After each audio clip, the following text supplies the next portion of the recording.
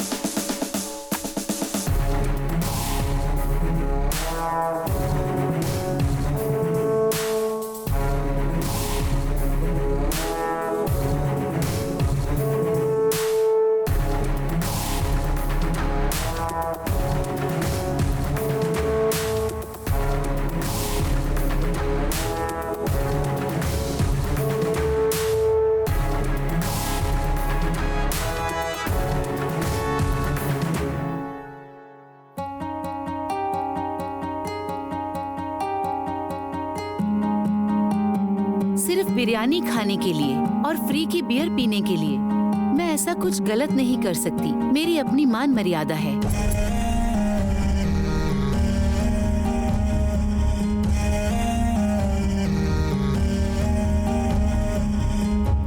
पूरे कर्नाटक में इलेक्शन में हमारे आदमियों को टिकट दो। सीएम हमारा बनना चाहिए। समझ गए ना तुम? हर एक एरिया में जाकर 100-100 करोड़ बांटो। जितना कर सकते हो पैसा खर्च करो, फिर देखना हमारी पार्टी ही जीतेगी। मैडम, कुर्सी संभालना इतना आसान काम नहीं है। अभी पूरा कर्नाटक हमारे विरोधी पार्टी के हाथों में है। जानती हूँ, वो मैंने ही किया है, क्योंकि उन्हें सुख चाहिए था ना।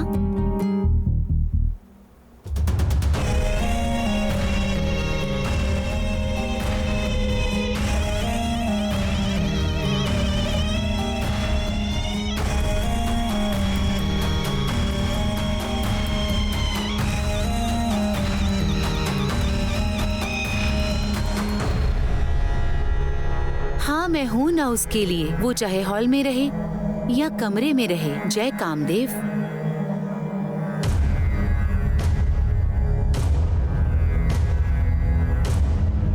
Sex is the biggest religion in this world. इसमें ना कोई गॉड है, ना कोई कास्ट है और ना कोई भेदभाव है। काम वासना से बड़ा कोई धर्म ही नहीं है। उसके सामने ना भगवान है, ना जात है, भेदभाव तो है ही नहीं।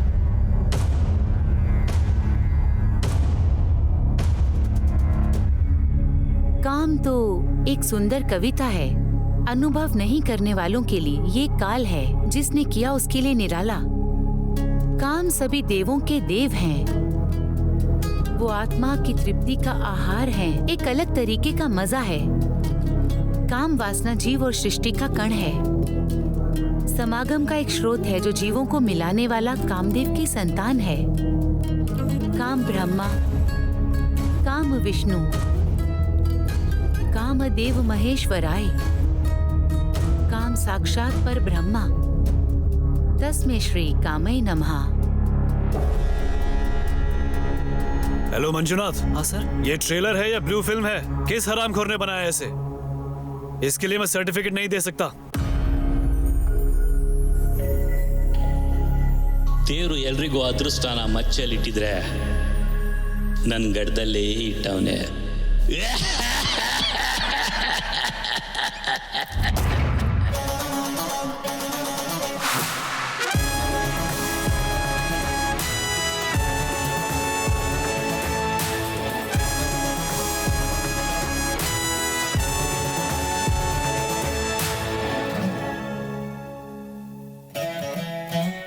ನಂದೇ ಹವಾ ಅಂತ ಅರಿಸಿದವರು, ದಮ್ ಬೇಕು ಅಂತ ಅಂದೋರು, ಲಾಂಗ್ ತಯಾರಿಸಿದ್ದು ನಾನೇ ಅಂತ ಘೋಷಿಸಿದವರು, ಲಾಂಗ್ ಹಿಡಿದಿದ್ದು ಮೊದಲು ನಾನೇ ಅಂತ ಅಂದೋರು, ಇನ್ನೊಬ್ರು ಮಾಡಿದ್ನೇ ಮಾಡಿದವರು, ಬಾಕ್ಸ್ ಆಫೀಸ್ನಲ್ಲಿ ಗೆದ್ದು ಪವರ್ ತೋರಿಸಿದವರು, ಗಡ್ಡ ಬಿಟ್ಕೊಂಡು ನಾನೇ ಮೇಧಾವಿ ಅಂತ ಅಂದ್ಕೊಂಡವರು, ಒನ್ ಮ್ಯಾನ್ ಶೋ ಆಗಲಿ ಕಾಮಿಡಿ ಪೀಸ್ಗಳಾಗಲಿ ಅದೃಷ್ಟ ಇರಲಿಲ್ಲ ಅಂದರೆ ಹೀರೋನು ಕ್ಯಾರೆಕ್ಟರ್ ಮಾಡಬೇಕಾಗುತ್ತೆ, ಹೀರೋಯಿನ್ ಬಟ್ಟೆ ಬಿಚ್ಚಬೇಕಾಗುತ್ತೆ. ಅದೃಷ್ಟ ಇದ್ರೆ ಗಡ್ಡಪ್ಪನು ಡಾನ್ ಆಗ್ತಾನೆ, ಬಾಲಿವುಡಲ್ಲಿ ಮಿಂಚೋ ಖಾನ್ ಆಗ್ತಾನೆ.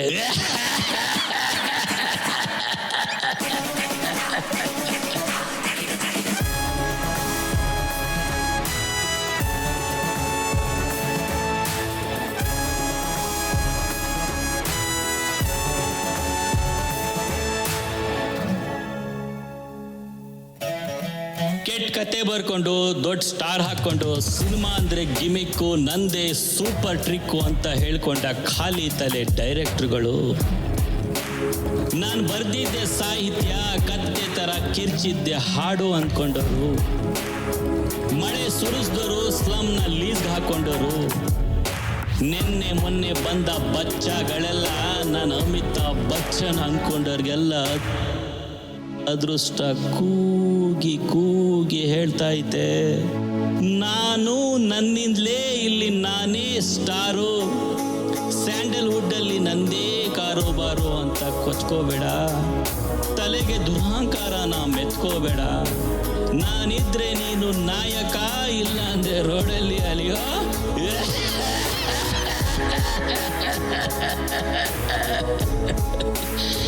ಅದೃಷ್ಟ ಅದೃಷ್ಟ ಅದೃಷ್ಟ.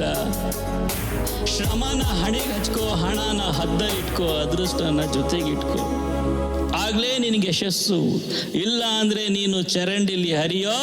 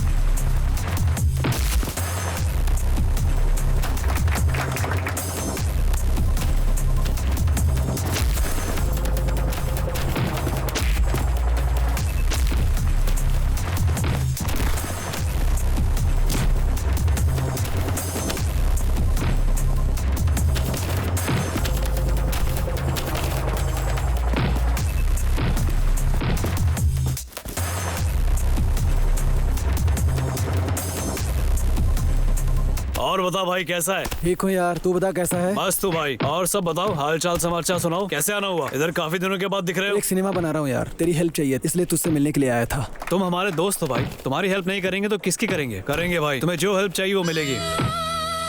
उठाकर फेंक उसे। क्या हेलो? कर रहा है? हेलो सर, आपको शांताराम भैया बुला रहे हैं। शाबाश ओशो, तुम इसी सब्जेक्ट के ऊपर एक सिनेमा बनाओ, मैं ही उसे प्रोड्यूस करूंगा।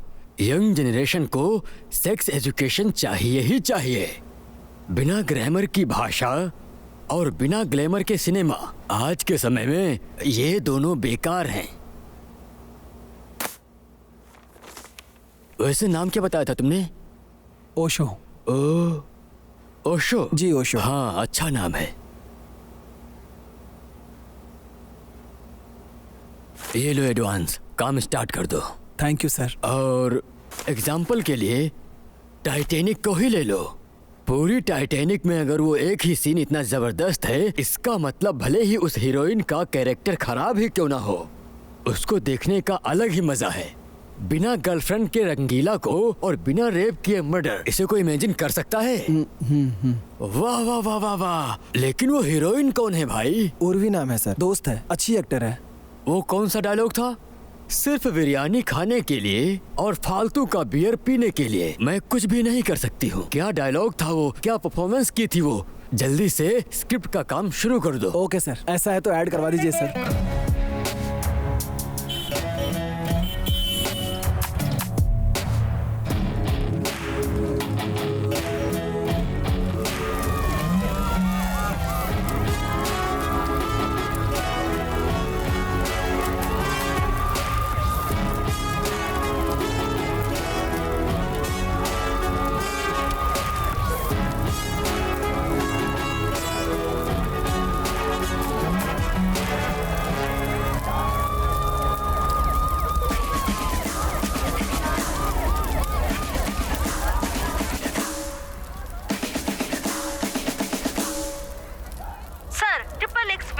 शिवलिंग का पोस्टर है, इसका क्या मतलब है सर? Sir please. सुपर है भाई। इस पब्लिसिटी के लिए हम लोग 2 करोड़ रुपया भी खर्च कर देते तो भी ऐसी नहीं मिलती। मैं किसी भी कारण से इस सिनेमा को रोकना नहीं चाहता। पब्लिसिटी कैसे करानी चाहिए ये कोई तुमसे आकर सीखे। जाकर आओ। All the best. Thank you जय ट्रिपल एक्स केसरा।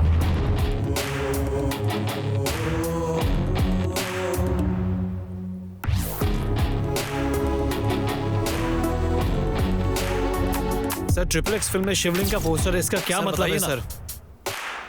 हिंदू धर्म की भावना को ठेस पहुंचाने के लिए क्या मतलब है? हिंदुओं को कई संगठन बेहद उग्र होकर तोड़फोड़ कर रहे हैं। इस्लाम के धर्मावलंबी भी इस प्रदर्शन में बढ़ चढ़कर भाग ले रहे हैं। आपका क्या कहना है सर इसके लिए? जनता सफाई मांग रही है, आपकी मनमानी नहीं चलेगी। हिंदू धर्म विलंबियों का कहना है कि आपने उनके भगवान का अपमान किया है, इस सिनेमा को बैन करने की मांग कर रहे हैं। मैं हिंदू नहीं हूँ। आपका नाम जानकर तो पहली में पढ़ने वाला बच्चा भी बता देगा कि आप धर्मावलंबी हैं। सिर्फ ओशो नाम रख लेने से मैं हिंदू नहीं हो जाता। मेरा नाम ओशो हो, ईशा हो, रॉबर्ट हो, रहीम हो, भारत में रहने वाले सब हिंदू हैं। जिसे हिंदू कहते हैं वो एक संस्कृति है, इसका कोई नाम नहीं था। ये युगों से चलता आ रहा है। मैं एक सनातनी हूँ, मैंने वेद उपनिषद का अध्ययन किया है। भगवान निराकारी है, भगवान का कोई रूप रंग आकार वगैरह कुछ नहीं होता है, समझे आप? इसलिए जो मैंने पोस्टर डिजाइन किया वो किसी धर्म से नहीं मिलता है, वो सिर्फ मेरी एक इमेजिनेशन है। आप लोग सच में अगर वेद उपनिषद पढ़ते तो ये सवाल नहीं करते और ना ही लोग ऐसे फालतू में भड़कते। पहले जाकर वेद उपनिषद को पढ़ो और धर्म को समझो। इसलिए ये जो दंगे हो रहे हैं ना, वो आप लोग कर रहे हैं, मैं नहीं। आपके सवालों का जवाब मिल गया होगा। चलता हूँ। आता जाता तो कुछ नहीं है, चले आते हैं सवाल पूछने के लिए। बैठो।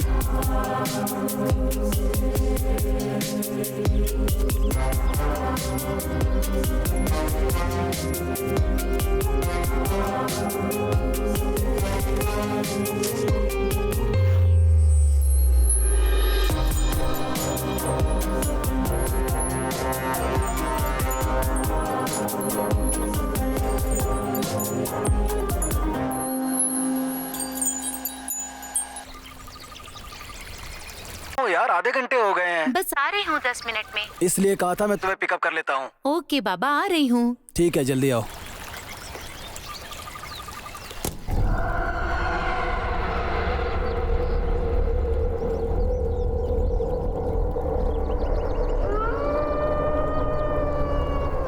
ओशो, गुरुजी,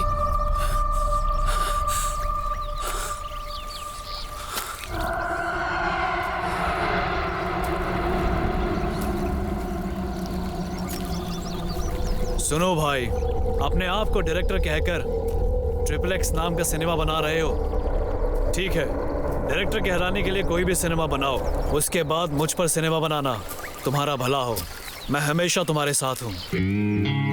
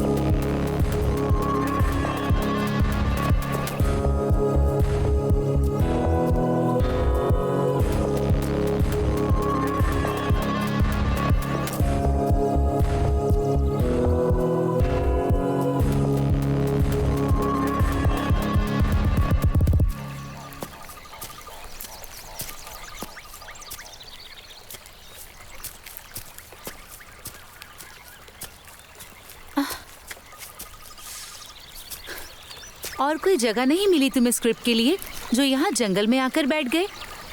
ये बताओ, यहाँ खाने का क्या करेंगे? गेट पर जो गार्ड था ना, उसे पैसे देकर आया हूँ मैं। तुम्हें क्या चाहिए, वेज या नॉन वेज? एनीथिंग।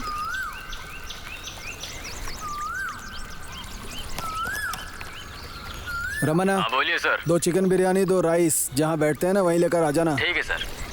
अपने लिए भी कुछ ले लेना तुम। ठीक है सर। सुनो, चलो घूम कर आते हैं। अभी तुम्हें आए 5 मिनट नहीं हुआ और तुम्हें भूख लगने लगी। तुमने इतनी जल्दी बुलाया, मैं कुछ खाकर ही नहीं आई। हाँ ठीक है, खाना आते ही टूट पड़ना उस पे। अरे कोई भैंस थोड़ी हूँ मैं। आदमी है तो क्या, भैंस है तो क्या, भूख लगने के बाद सब खाने पर टूट पड़ते हैं। अरे भाई, दारू सही तो से। अपनी चल रही है। क्या कर रहा है? सही से भरना उसमें। अरे चल बांट। अरे पत्ते डालना, परेशान क्यों हो रहा तू? हाँ चल बांट। इनपुट अंदर बाहर करते करते मैं परेशान क्यों हो रहा है? चल पीना। हाँ मैं भी पी रहा हूँ। ढंग से कभी खेलता नहीं है, जब देखो लड़ने को तैयार रहता है।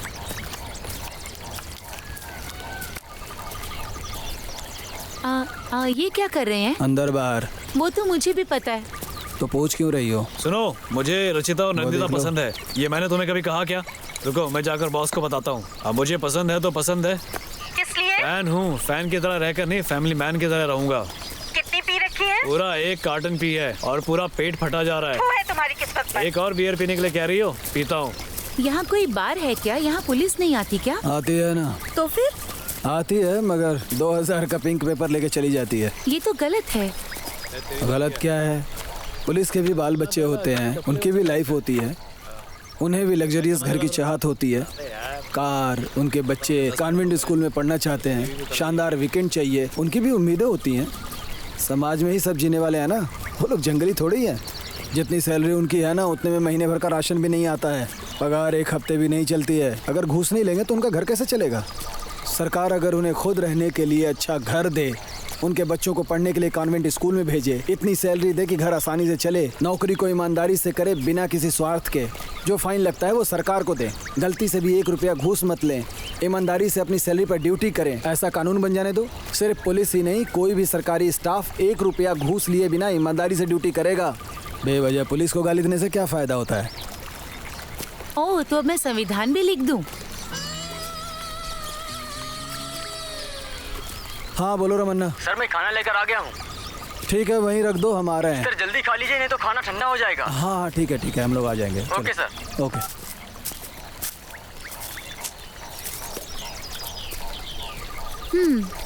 तुम ना कमाल के फिलोसफर हो। ऐसा कुछ नहीं है, जैसी सिचुएशन होती है वैसी बातें करता हूँ।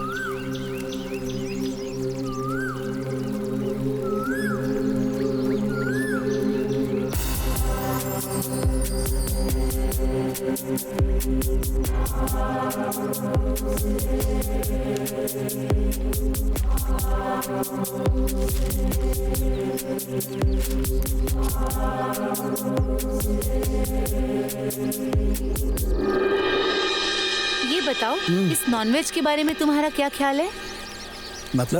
मतलब हमें खाना चाहिए या नहीं? तुम्हें पसंद है ना? हाँ। तो खाओ ना।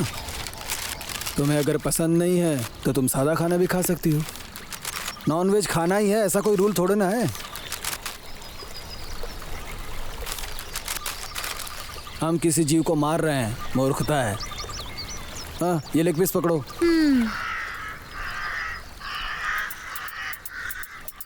जीव हिंसा महापाप है। हम किसी जीव को हानि नहीं पहुंचाएं। वो क्यों नहीं देखता कि हम जो चावल दाल सब्जी फल फ्रूट खाते हैं उनमें भी तो जीवन होता है, तब तो हमें कुछ नहीं खाना चाहिए। बकरियां मुर्गियां मांसाहारी हैं, तो सब्जियों में भी तो जीवन होता है। बड़ी हत्या हत्या है और छोटी हत्या हत्या नहीं है। हम जो सांस लेते हैं ना, उसमें भी कई कीटाणु अंदर चले जाते हैं, और हम जो सांस खींचते हैं ना, उसी से हम लोग जिंदा रहते हैं। अगर हम सोचेंगे कि सांस नहीं लें, फिर तो हम जिंदा भी नहीं बचेंगे। इस दुनिया में जितने जीव जंतु होते हैं ना, उनका जीवन बहुत छोटा होता है। बिना सांस के कोई जिंदा नहीं रह सकता। एक बात बताता हूँ, सुनो। प्रकृति ने शेर और चीताओं को सामने के दांत तीखे दिए हैं ताकि वो लोग मांस खा सकें। वहीं बकरियां और मुर्गों के दांत एकदम छोटे, ताकि वो सिर्फ घास फूस ही खा सकें। लेकिन मनुष्य के दांत तीखे भी होते हैं और चपटे भी होते हैं। इसका अर्थ ये हुआ कि मनुष्य मांस भी खा सकता है और शाकाहारी भी रह सकता है। भगवान ने ऐसी सृष्टि बनाई है, तो इस पर डिस्कशन किस बात का है? भगवान कोई अनपढ़ नहीं है। साइंस भी कहता है जो विटामिन और प्रोटीन वेजिटेबल में नहीं मिलती, वो मांस में मिलती है। इंसान को हर तरह के विटामिन की जरूरत है। तुम्हें अच्छा लगता है तुम खाओ, और अच्छा नहीं लगता है तो मत खाओ। लेकिन जीव हिंसा महापाप है। इस तरह की फिलॉसफी मत झाड़ो मेरे सामने। ऐसा लगता है भगवान ने जो सृष्टि बनाई है वो सही बनाई है। नॉनवेज हमेशा सुखी भवा।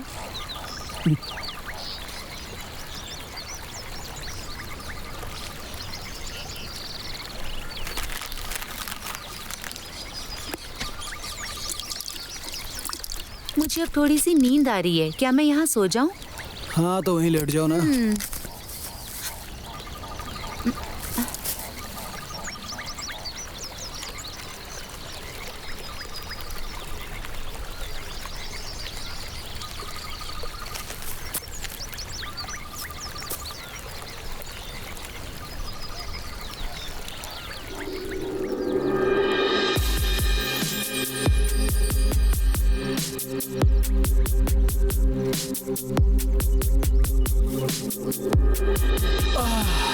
ओशो, सूरज गुस्सा होकर लाल हो गया है, उठ जाओ। ए, उठो ना, देखो सूरज गुस्सा होकर लाल हो गया है। अरे तो रहने दो ना, चंद्रमा आके उसे ठंडा कर देगा।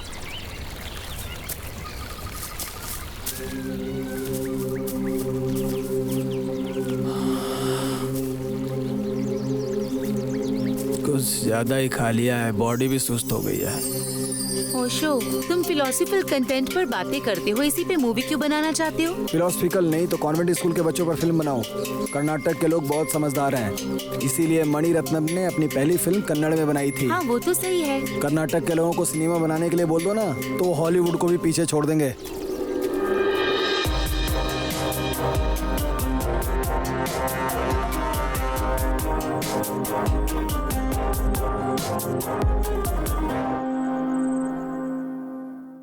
हेलो।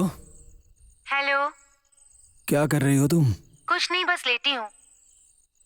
माँ नहीं आई है क्या? उन्हें आने में अभी 1 हफ्ता लगेगा। खाना हो गया तुम्हारा? हाँ, और तुम्हारा? हाँ, हो गया। क्या खाया? फ्राइड राइस खाया। और तुमने? दाल चावल। और बताओ? तुम बताओ। तुम ही बताओ ना कुछ। कुछ नहीं यार, तुम ही बताओ। क्या बात है, क्यों ऐसी बातें कर रहे हो? यही तो मैं भी सोच रहा हूँ यार। आजकल लड़के लड़कियां फोन पर घंटों बातें करते हैं, इसी पर रिसर्च कर रहा हूँ। और क्या, ऐसे ही बातें करते करते उनका मूड बन जाता है। अच्छा, मूड में जाते हैं। उसके बाद? उसके बाद क्या? फिर लड़का 1 किस देने के लिए कहता है। तो 1 किस दो ना। तुम ही दे दो। कहाँ पर दूं? जहाँ मन करे तुम वहाँ पर दे दो। तुम बताओ कहाँ? माथे पर। और कहाँ? और बस। और कहाँ बोलो ना। नहीं, बस। तुम्हारे पेट पर करूं? हाँ, करो। और कहाँ? हाँ, करो। गाल पर। अब बस। बताओ ना कहाँ करूं? अब नहीं, बस। नहीं प्लीज। तो जहाँ करना है वहाँ पर करो। जहाँ मन करे वहाँ कर दूं? फील हुआ? I love you. I love you too. बस ऐसे ही लड़का लड़की घंटों बातें करते हैं। बाप रे, हमेशा दिमाग में सेक्स लिए घूमते हैं इंडियंस। टाइम वेस्ट करने से अच्छा है उसी टाइम में मेहनत करो, पढ़ाई करो, जिंदगी में आगे बढ़ो। करेक्ट यार, हमारी जनरेशन ना बस सेक्स, क्रिकेट, शराब इसी जाल में फंस कर रह गई है। ओशो, मैंने 1 हफ्ते की छुट्टी ली है, तो हम स्क्रिप्ट रेडी कर लेंगे। ठीक है, love you baby, good night. Okay यार, love you, good night.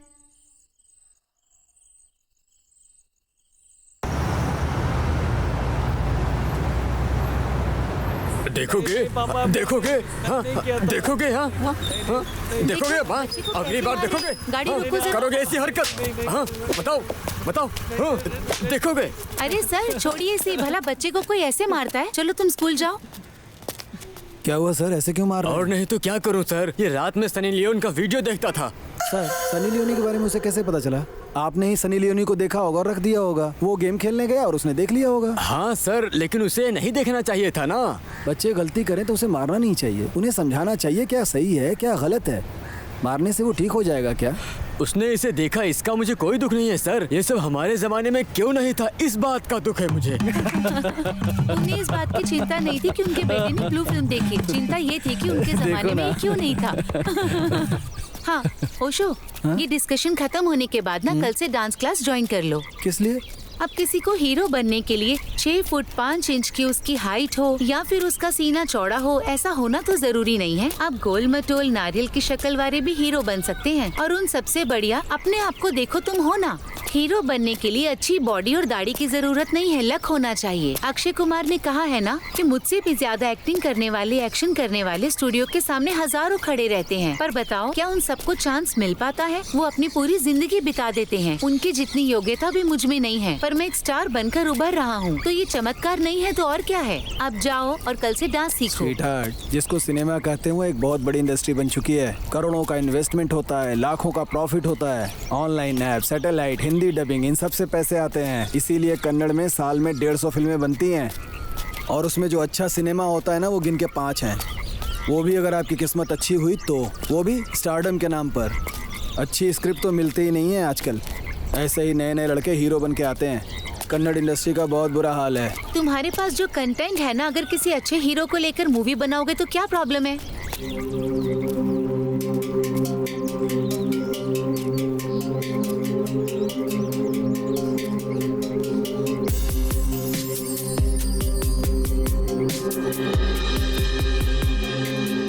Uttar Pradesh के अयोध्या में 12 साल की छात्रा के साथ 4 दुष्कर्मियों ने मिलकर रेप किया। रेप करने के बाद उसे रोड पर मरने की हालत में फेंककर फरार हो गए। कल रात ये घटना घटने के बाद पुलिस इस केस की छानबीन कर रही है। आरोपियों को जल्द से जल्द पकड़ लिया जाएगा, ऐसा पुलिस आयुक्त ने कहा है। मैं प्रिया दीक्षित, एलिट न्यूज से। ये रेप की न्यूज ना मैं रोज सुन सुनकर अब पक चुकी हूँ। टीवी बंद करो। रही थी तभी 4 लोगों ने उसको पकड़ लिया और उसके साथ बलात्कार। तुम्हारी चाय बनी? हाँ बन गई, बस ला रही हूँ।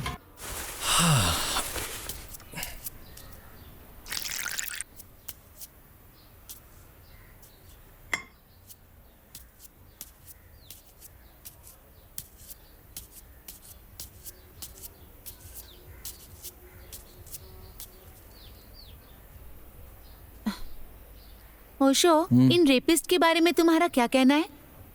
कहना क्या है, जिसने किया उसका मजा, दूसरे के लिए सजा। यही तो होता है ना हमारे इंडिया में।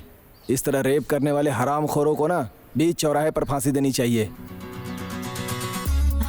और टीवी में लाइव भी दिखाना चाहिए।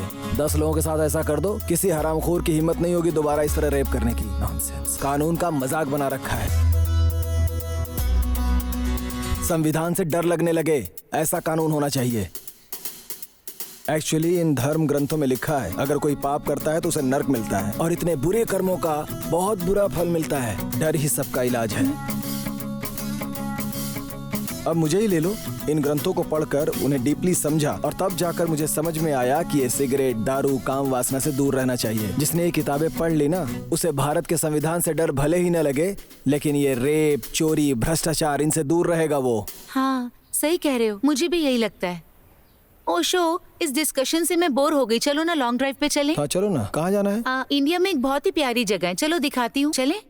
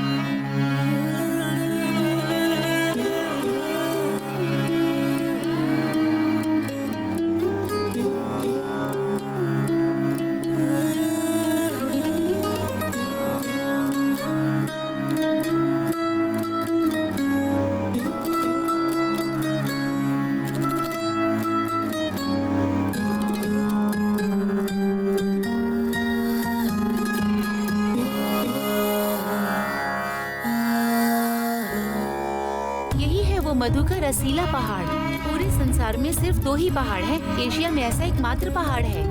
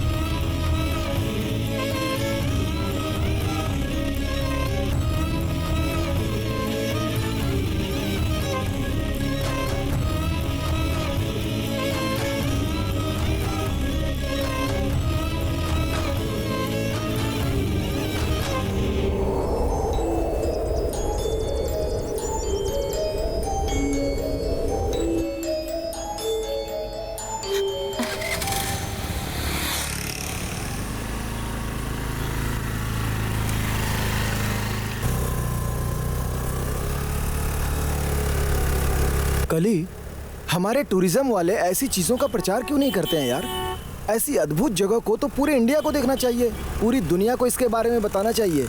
ये गे लेस्बियन के बारे में जितना बताते हैं ना, उतना प्रचार इनका करे तो क्या कमाल हो जाए यार। तुम इसके बारे में क्या कहती हो? हाँ ओशो, लड़की लड़की के साथ, लड़का लड़के के साथ प्रकृति के विपरीत जाकर ये सब करते हैं, ये तो गलत है। लड़के और लड़की का मिलन होना चाहिए, उनके बच्चे भी होने चाहिए और उनकी शादी भी होनी चाहिए। यही प्रकृति का नियम है। अगर हम इसके खिलाफ जाएंगे तो हमारा उद्धार कैसे होगा? सोचो तो, सभी सन्यासी लेस्बियन और गे हो जाए तो धर्म तो पूरी तरह से खत्म हो जाएगा। ओशो के साथ बातें करते करते काफी टाइम लग गया, मैं लेट हो गई। अब डांट पड़ेगी, ऊपर से ट्रैफिक कितना है। छह, हाँ यार, इसीलिए हमें 1 दर्जन बच्चे पैदा करने चाहिए। कली अति सर्वत्र वर्जते। पर अगर ये सब हम सिनेमा में डायरेक्ट दिखाएंगे तो बैन नहीं होगा? क्यों बैन होगा? कॉन्डोम, लिपस्टिक सभी हाथ में लेकर घूमते हैं तब तो बैन नहीं होता है। रियलिटी शो में लड़कियों के छोटे छोटे कपड़े और गंदी बातें, ये सब तो कभी बैन नहीं हुआ।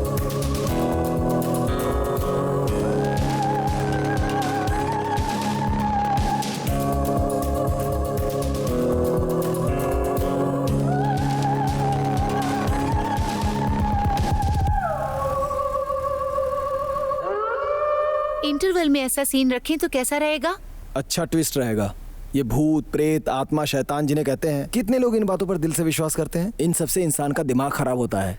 लोग एक दूसरे से ईर्ष्या करते हैं, मंदिर में जाकर बहुत सारी मन्नतें मांगते हैं। वो मुझसे आगे बढ़ गया, वो बहुत अमीर हो गया, उसे मर जाना चाहिए, मुझे उससे बड़ा स्टार बनना है, मुझे राज करना है, मुझे डॉक्टर और इंजीनियर बनना है। ऐसे ही एक दूसरे से जलकर ये अपने अंदर हीन भावना पैदा करते हैं। अगर इंसान सभी इंसान को साथ लेकर चले ना, तब जाके सब अच्छा होगा। आहा, तुम सिनेमा का काम छोड़कर एक मठ बना लेते, उसमें डेली प्रवचन देते, ये तुम्हारे लिए बहुत ही अच्छा होता। प्रवचन देने वाले सभी लोग बाबा बन जाते ना, तो कोई घर बचता ही नहीं इस दुनिया में। हर जगह मठ नजर आते। वाह वाह वाह वाह, क्या बात है। चलो चलते हैं।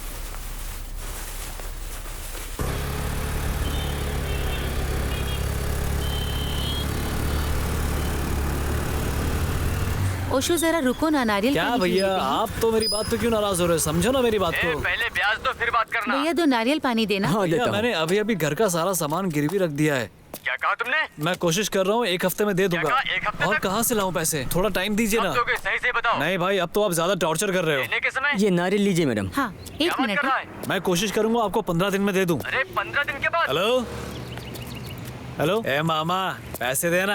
ए जाना यहाँ से, मैं वैसी टेंशन में, पैसे नहीं है। अपना पैसा अपने पास ही रख, पानी पता बहुत नहीं कहाँ से आ जाते हैं। एक और ले लो।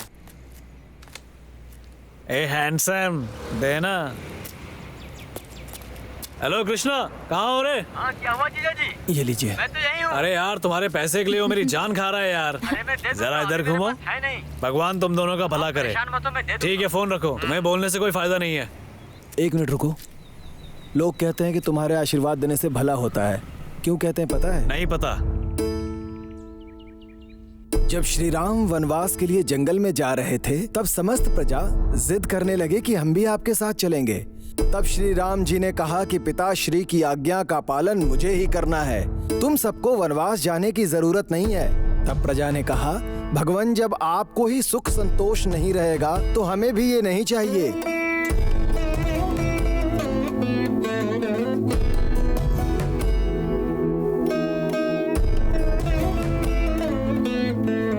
बहुत समझाने के बाद भी जब प्रजा नहीं समझी, तब श्री राम जी ने एक आज्ञा दिया कि यहाँ पर जितने भी पुरुष, स्त्री, बूढ़े और बच्चे हैं, वो सब अपने अपने निवास स्थान चले।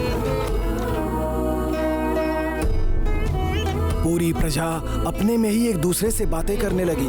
सबके चेहरे पे दुख दर्द दिखने लगा। तभी एक बूढ़ा इंसान हाथ जोड़कर बोला, जो शिव जी चाहेंगे वही होगा। प्रभु आप वनवास होकर आइए, हम लोग चले जाते हैं। प्रभु की आज्ञा का जनता कभी उल्लंघन नहीं कर सकती है। और सभी अपने घर चले आए।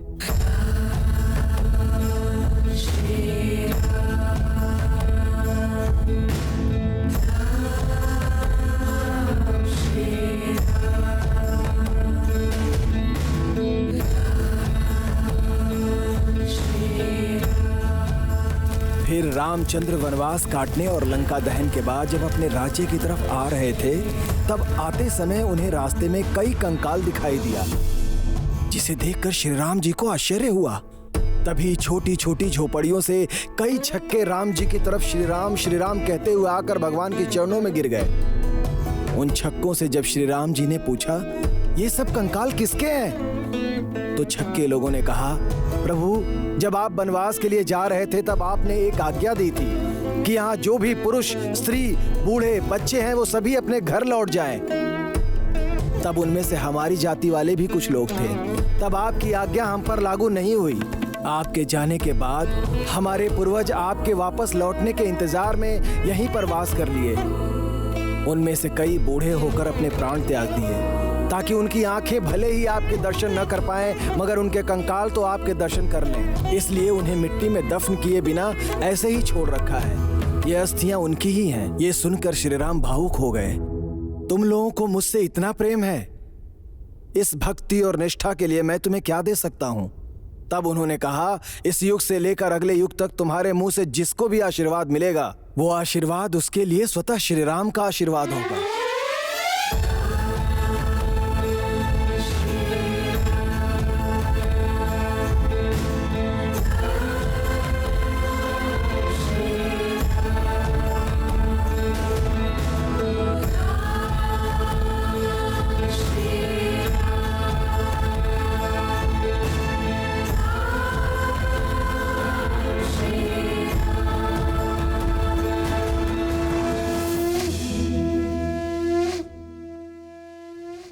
सर, ये कहानी कितनी सच है कितनी झूठ मुझे नहीं पता। मेरे आशीर्वाद को स्वतः श्री राम के आशीर्वाद बोलकर आपने मुझे इतना सम्मान दिया है, इतना ही मेरे लिए काफ़ी है सर। इस दुनिया में जब तक प्रलय ना आ जाए तब तक हम किन्नर बनकर ही जीना चाहेंगे सर। भगवान आप दोनों की मनोकामना पूरी करे।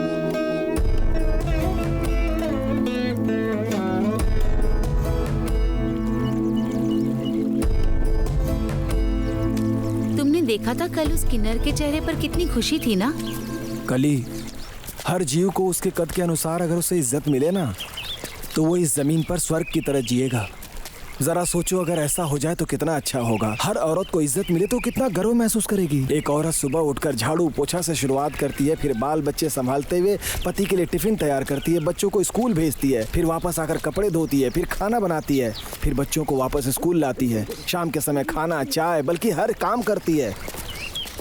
और रात को जब सोने का वक्त होता है तो उसका पति उसके साथ, बाप रे, ग्रेट है वो।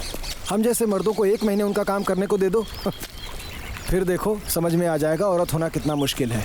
वाह ओशो, तुम जितना औरतों के बारे में सोचते हो, अगर हर मर्द उतना सोचे ना तो ये सारा संसार सुखमय हो जाए। ओशो, मूवी के डायलॉग्स पूरे हो चुके हैं, तो अब बस कल जाकर प्रोड्यूसर से मिलो और उसे कह दो कि स्क्रिप्ट पूरी हो गई है, फिर मेकिंग स्टार्ट करते हैं। हाँ, कल बोलता हूँ।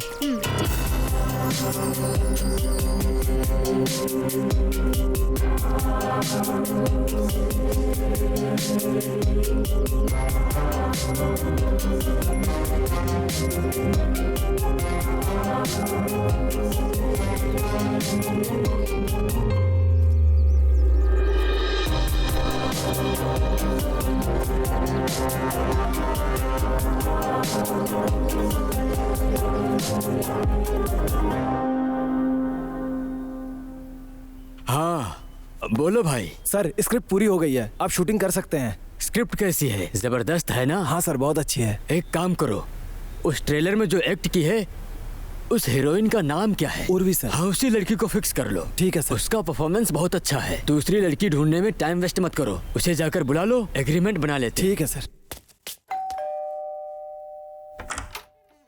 आंटी उर्वी, अंदर आओ बेटा। अब उर्वी नहीं रही बेटा, तुम्हारा ट्रेलर आते ही 2 दिन बाद उसके एक्सीडेंट में मौत हो गई।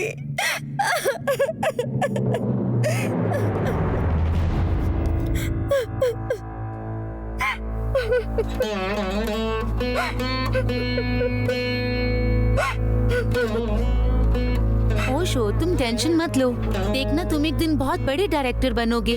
अगर तुम हार गए तो भगवान हार जाएगा, तो भगवान हार जाएगा, तो भगवान हार जाएगा। तो फिर मैं इतने दिनों से किसके साथ डिस्कशन कर रहा था? उर्वी की आत्मा के साथ। ओशो, अब इस परेशानी के बारे में क्या कहना है तुम्हारा?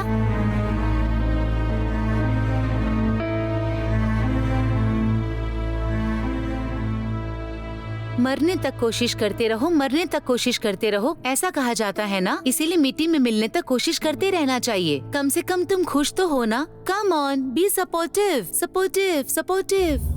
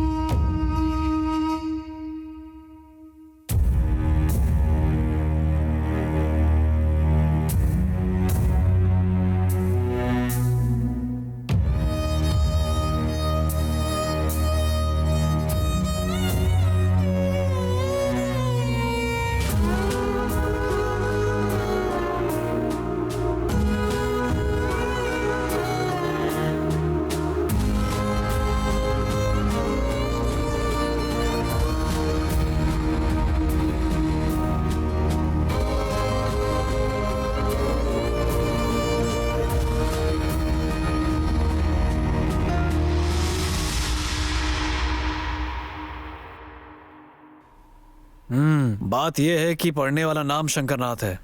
पूरे देश का उद्धार होगा, इस टाइप का सिनेमा है। देखो भाई, अगर तुम शंकर भाई को यहीं मरने के लिए कह दोगे तो मैं यहीं मर जाऊंगा। शंकर भाई का ऑटो राजा फिल्म से इंस्पायर होकर मैंने ऑटो चलाया और आज देखो मैं प्रोड्यूसर बन गया हूँ। ऐसे सिनेमा से इस देश का कोई उद्धार नहीं होगा। मेरा अच्छे से उद्धार हो जाए ऐसी कहानी लेकर आओ, तब जाकर फिल्म बनाएंगे। भैया आपका फोन आया है। हेलो। हाँ, उस डेट का क्या हुआ जी? हाँ, उसे रेडी करके जल्दी से बताइए। हाँ ठीक है, मैं देखकर बताता हूँ तुम्हें। ठीक है, अब जाइए। ठीक है सर। हीरो का डेट ले लो, मैं ही सिनेमा बनाऊंगा। हाँ रुको भाई, आ रहा हूँ मैं भी। ये सभी हीरोइनें ऐसी ही होती हैं।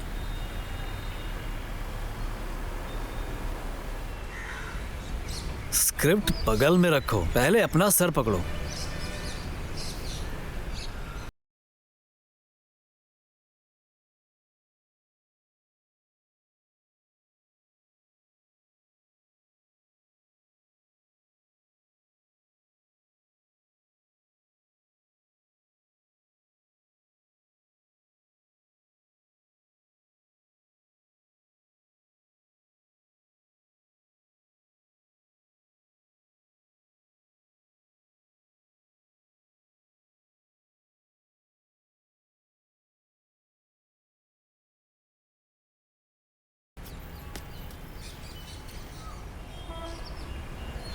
क्या हुआ, ऐसे क्यों बैठे हो? फिर वही पुरानी कहानी। कंटेंट बढ़िया रखो, फाइटिंग सीन रखो, सेक्स को कोई महत्व नहीं देगा, बाबा लोग नाराज हो जाएंगे, रोमांटिक फिल्म बनाओ। सारे प्रोड्यूसर तो यही सब कह रहे हैं। उन्हें सूट बूट पहनकर आने वाला डायरेक्टर चाहिए, भले ही वो सूट बूट पहनकर झाड़ू लगाता हो। थू। ओशो, दुखी मत हो तुम। देखना, एक दिन तुम एक बहुत ही बड़े डायरेक्टर बनोगे। अगर तुम हार गए तो भगवान हार जाएगा। तो ज्यादा मत सोचो, कोशिश करते रहो।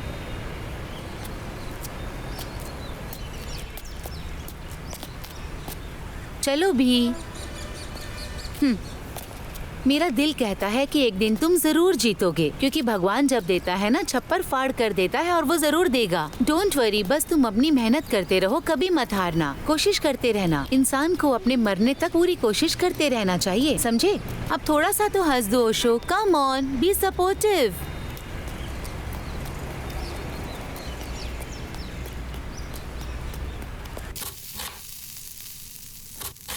और कितने दिन, उस पर कितने दिन भरोसा कर कर रहोगी?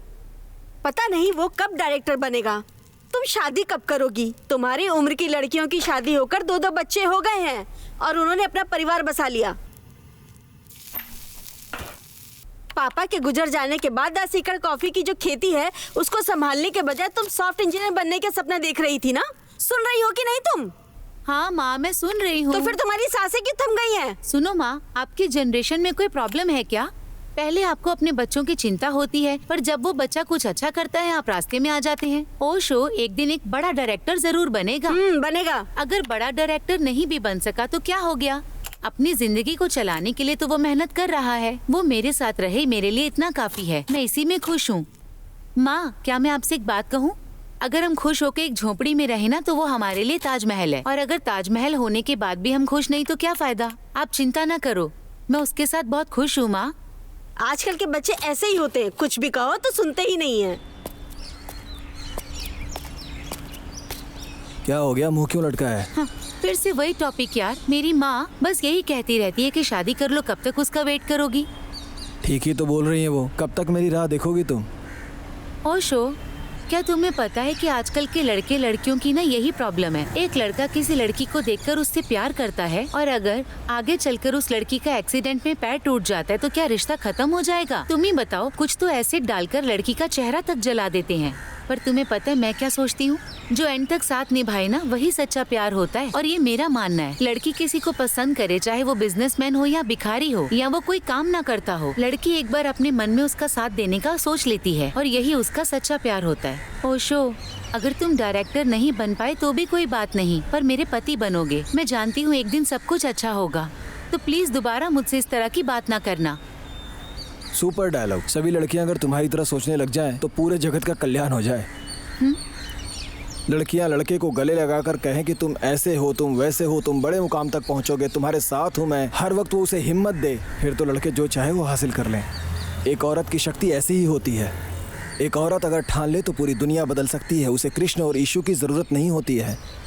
अगर औरत अपने पति को ये समझाए ना कि अगर माँ बाप की सेवा नहीं करोगे तो मेरे बिस्तर पर मैं तुम्हें रात को सोने नहीं दूंगी, तो पति अपने माँ बाप का ख्याल रखना शुरू कर देगा। औरत अगर चाहे तो पूरी दुनिया का रुख बदल सकती है। वैसे अगर तुम भी चाहो तो पूरी दुनिया का रुख बदल सकती हो। भगवान ने तुम्हें स्पेशल बनाकर इस धरती पर भेजा है मेरे लिए। जब भी तुम्हें देखता हूँ तो बस एक कविता याद आने लगती है।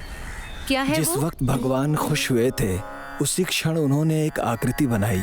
उन्होंने पहले उसकी आंखें बनाई, फिर अपने अंदर का सौंदर्य उसमें डाल दिया, और ये सब डालकर उन्होंने जिसको बनाया वही तुम हो। सूर्य की किरणें तुम्हारी सांसों की लहरें हैं। चांद के टुकड़े की तरह तुम्हारा चेहरा है। माणिक्य की तरह जगमगाती तुम्हारी ये दोनों आंखें, जिसको देखते ही हर कोई उसमें सम्मोहित हो जाए। ऐसी है तुम्हारी अदा, मानो पूरे बदन में चंदन समाया हो। इसे देखकर मोर को भी ईर्ष्या होने लगे। हर समय बहते जलधारा की तरह तुम भी पवित्र हो। भगवान एक खूबसूरत बला तराशना चाहते थे। भगवान का तराशा हुआ वही बला हो तुम। बेटी बनी, सखी बनी, माँ बनी, समय बनी और सहायता भी बनी, शीतल भी बनी। पूरी प्रकृति तुम्हारे अंदर समाई है। भव्यता तो ऐसी है जैसे कोई देवी ही जमीन पर उतर आई है।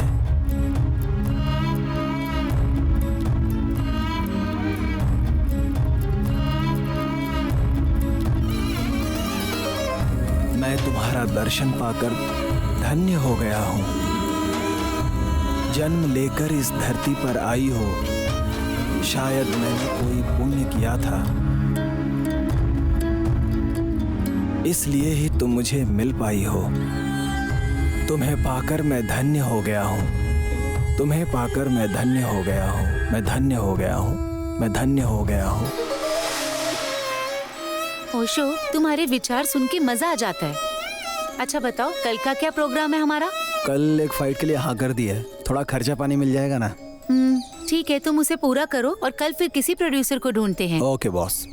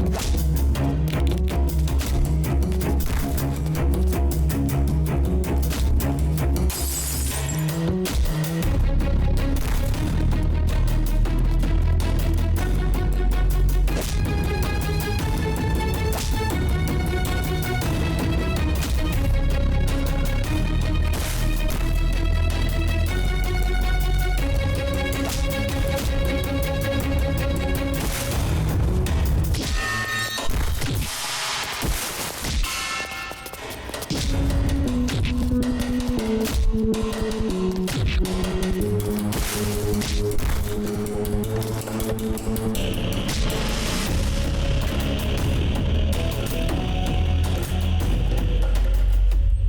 दुनिया में सबसे ज्यादा जिसकी सेल होती है वो है वेपन्स, ड्रग्स, इसके अलावा सेक्स।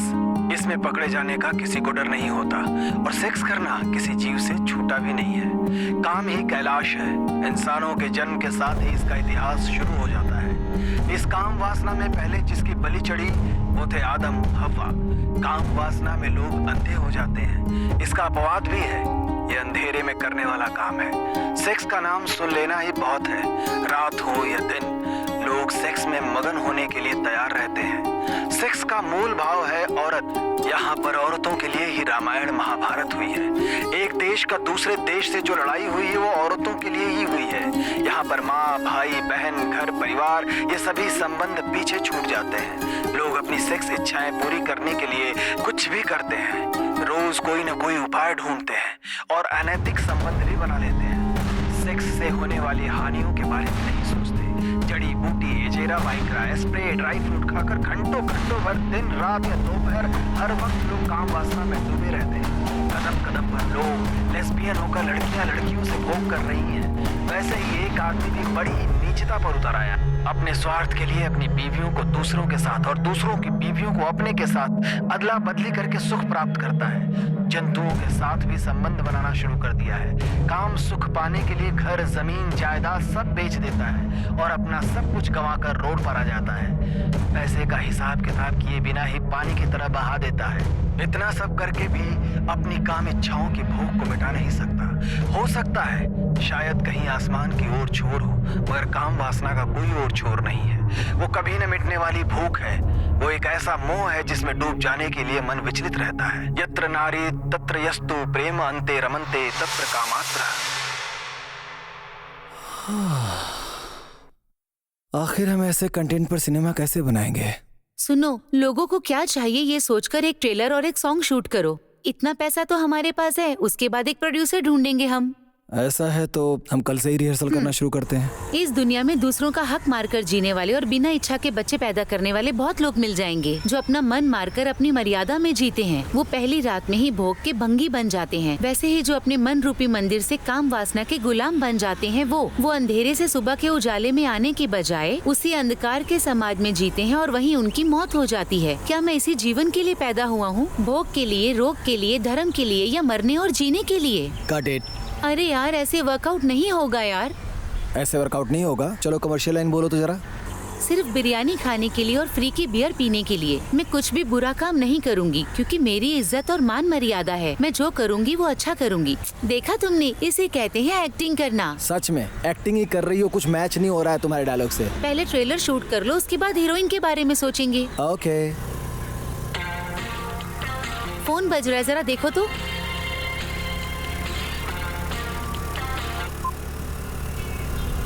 फोन कट क्यों किया तुमने? अरे यार, ये कॉमेडी डायरेक्टर है, साहित्य के बारे में कुछ नहीं पता और डिस्कस करने के लिए बुला रहा है। जैसे मिस्त्री ईंट पर ईंट रखकर दीवार बनाता है ना, वैसे ही हमारे कुछ डायरेक्टर हैं जो शॉर्ट जोड़कर सोचते हैं सिनेमा बना दिया है। इनमें और लेबर का काम करने वाले में कोई फर्क नहीं है।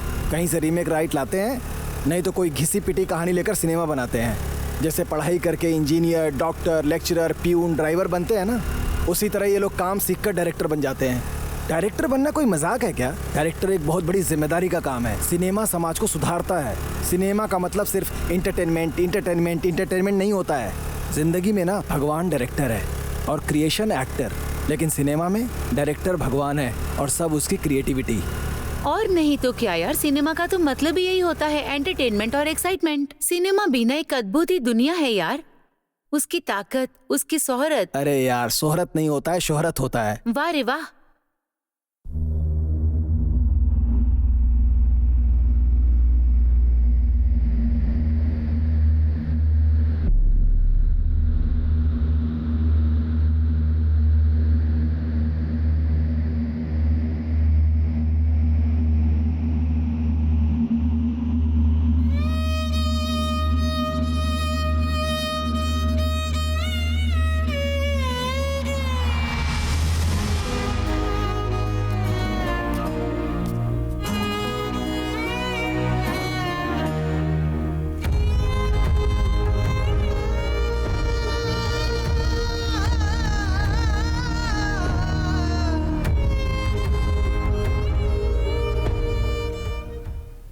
यही कहानी है सर।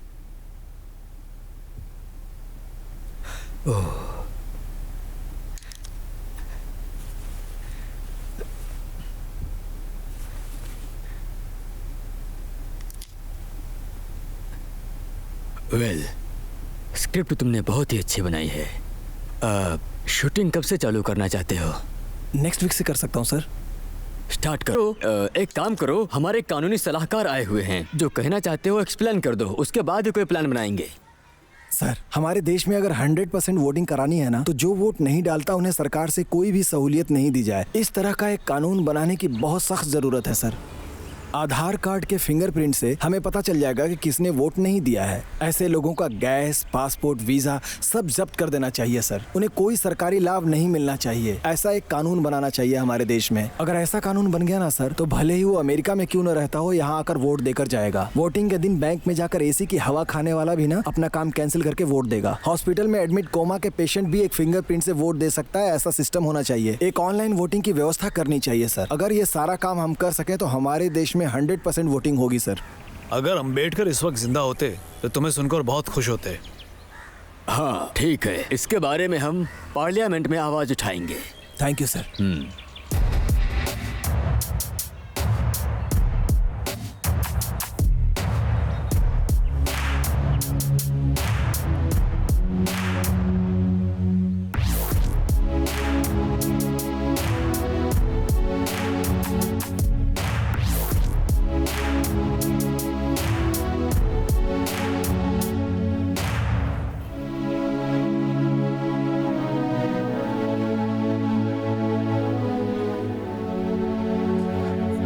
उपचुनाव में 67% जो वोटिंग होते थे, वो इस साल कानून में सुधार होने के कारण लोग सुबह 5 बजे से ही जमा हुए हैं। जिसने पिछली बार वोट नहीं किया था, उन परिवारों को सब्सिडी में जो गैस, राशन, जो भी सरकारी सुविधाएं मिल रही थी, वो मिलनी बंद हो गई थी। अब कोई भले ही अमेरिका में काम क्यों ना करता हो, वो वीजा और पासपोर्ट जब्त होने के डर से कई स्टूडेंट और प्रोफेशनल अपना काम छोड़कर इस बार की वोटिंग में हिस्सा लेने के लिए आए हुए हैं। और पिछली बार जिसने वोट नहीं किया था, उस फखरुद्दीन खान के परिवार को जमीन का रजिस्ट्रेशन कराने के साथ और मूल रूप से जो पानी बिजली मिलनी चाहिए, ये सब भी सरकार ने देने से मना कर दिया है। इस बार की सरकार के इतने कड़क नियम से डरकर फखरुद्दीन खान की पत्नी फयाजुल निशा और उनके बच्चे बूढ़े आज सुबह 7 बजे से ही मत देने के लिए लाइन में खड़े। ओशो, तुम्हें पता है भारत के इतिहास में फर्स्ट टाइम 100% वोटिंग हुई है। इस तरह का कानून बनने लगा ना, तो हमारे देश में हर वक्त नया नया कुछ होगा।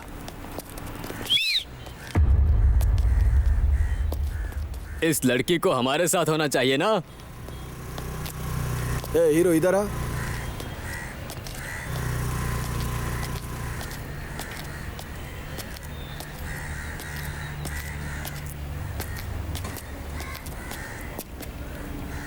क्या बोला?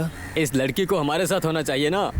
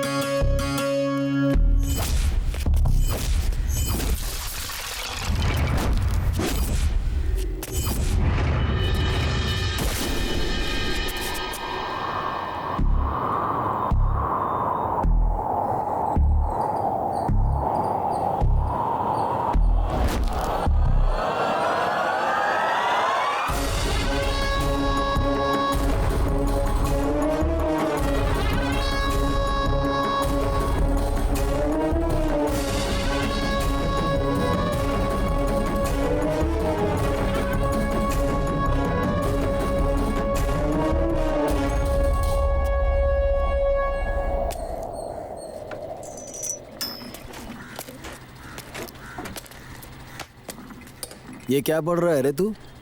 सर, शंकरनाथ के बारे में पढ़ रहा हूँ। ये तो बहुत ही कमाल की स्क्रिप्ट है सर। देख भाई, कई लोगों की रुचि इसमें नहीं है। इसी दिलचस्पी से XXX स्क्रिप्ट पढ़ो। हाँ पढ़िए सर। कैसी लगी? काम के बारे में संवेदनाओं को समझाना। इस साल तो अवार्ड फिक्स है सर। काम वासनों को रैप में परिवर्तित करके संबोधित करने वाली XXX पिक्चर इस साल के सबसे बेहतरीन सिनेमा के रूप में उभर कर आ रही है। पिछले हफ्ते प्रशस्ति स्वीकार करने वाले ओशो से उसके बारे में जानते हैं। जब मैं 8वीं क्लास में था, तब से मैंने कहानियां और घटनाएं लिखना शुरू कर दिया। मेरे सिनेमा बनाने की चाहत की वजह से मैं ग्रेजुएशन में फेल हो गया। सिनेमा इंडस्ट्री में असिस्टेंट डायरेक्टर बनने के लिए मैंने जमीन आसमान एक कर दिया। फिर मैंने कई लोगों से मिलना शुरू कर दिया। जितेश, प्रभाकर उपेंद्र, सुनील कुमार देसाई, नेहरू वेदु से लेकर अपरंजित सीरियल के सुकुमार तक, नागेश कुमार, शिल्पा श्रीनिवास, शेष भाई, प्रमोद चक्रवर्ती। इनकी कृपा से आखिर में मुझे एक असिस्टेंट डायरेक्टर का काम मिला। जिसने चांस दिया वो AR बाबू सर है। एक ही सिनेमा ने मुझे स्क्रिप्ट से लेकर स्क्रीन तक सब कुछ सिखाया। फिर भी मुझे डायरेक्टर बनने में 21 साल लग गए। इन 21 वर्षों में मैंने कई परेशानियां झेली। बिना खाए पिए पूरा दिन रहा। अब्बास से लेकर सज्जन साहब तक मैं पैदल ही चलता था। जेब में पैसे नहीं होते थे, पेट में खाना नहीं होता था और सपने थे ऑस्कर अवार्ड के। इंसान को आगे बढ़ने के लिए पैसे चाहिए, नहीं तो समय होना चाहिए। लेकिन मेरे पास पैसे नहीं थे, इसलिए टाइम स्पेंड किया।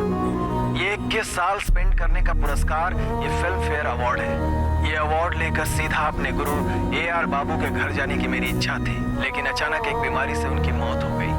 इस दुनिया में मेरे माता पिता के बाद सबसे ज्यादा मैं उनसे ही प्रेम करता हूँ। मैंने अपनी जिंदगी में उन्हें कुछ नहीं दिया है। मैं मरने से पहले अपनी आंखों से एक बार उन्हें देखना चाहता था। मेरी इच्छा धरी की धरी रह गई। वो कब मर गए मुझे पता ही नहीं चला और मेरी इच्छा अधूरी रह गई। उनकी मौत की खबर के बाद मैं 4 दिन तक बहुत दुखी रहा। अभी भी मुझे उनकी याद आती है। मैं सिनेमा इंडस्ट्री में जाना चाहता था, मगर मेरे घर में किसी को ये पसंद नहीं था। इसलिए माता पिता भाई बहन को देखे हुए कई साल बीत चुके हैं। मेरे पिता कहा करते थे, तुम जिंदगी में क्या कर पाओगे। इसीलिए अब मैं ये फिल्म फेयर अवार्ड लेकर सबसे पहले उनके पास जाऊंगा, ये दिखाने और ये बताने कि मैं ये कर सकता हूँ।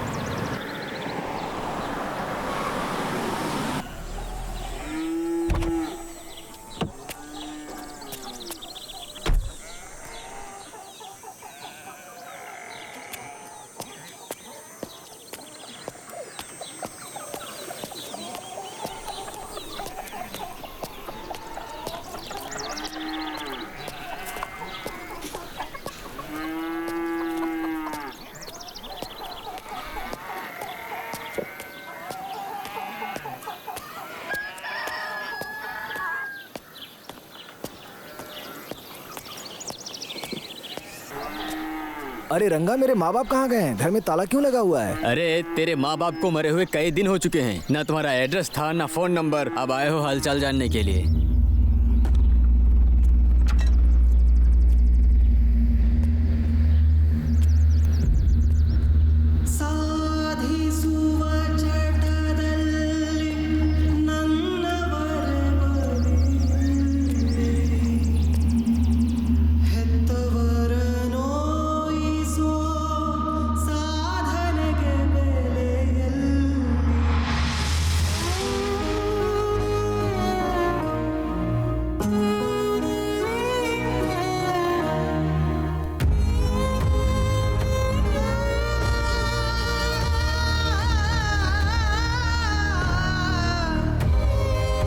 कितनी भी साधना क्यों न कर ले, फैमिली के साथ ही रहना साधना। अपनों को छोड़कर कुछ पा लेने का कोई मतलब नहीं होता। इंसान की जिंदगी 60-65 साल ही होती है। साधना करने के लिए, पैसा कमाने के लिए, नाम कमाने के लिए घर परिवार, माँ बाप, भाई बहन, इन्हें कभी नहीं छोड़ना चाहिए। जिंदगी में हम चाहे कितनी भी मेहनत क्यों न कर लें, बड़े डायरेक्टर बनकर ऑस्कर अवार्ड क्यों न पा लें, कार्यकर्ता से आगे चलकर हम भले ही प्रधानमंत्री क्यों न बन जाएं, छोटा मोटा व्यापार करके बहुत बड़े बिजनेसमैन क्यों न बन जाएं, लेकिन जो हमारे साथ हैं उन्हें छोड़कर और ज्यादा पाने की लालच में पड़ जाएं तो इसका कोई मतलब नहीं है। जो कुछ भी मिले, घर वालों के साथ, उनके कष्ट में, उनके दुख में साथ रहकर उनका दिल जीतने की कोशिश करो। क्योंकि कल अगर मुझे कोई दुनिया का सर्वश्रेष्ठ डायरेक्टर भी बना दे, लेकिन मेरे माँ बाप तो वापस नहीं ला सकता है ना। करोड़ों का ऑस्कर भी मेरे पिता के चरणों के धूल के बराबर भी नहीं है। सिर्फ ऑस्कर ही नहीं, दुनिया की सारी दौलत भी क्यों न मिल जाए, इन सभी को त्याग कर मैं अपने माँ बाप को वापस नहीं पा सकता। भले ही तुम जो भी करो, लेकिन घर, परिवार और समाज को साथ लेकर चलो। मनुष्य मरणशील है। संबंध भरी जिंदगी में कभी संबंध नहीं मुरझाना चाहिए।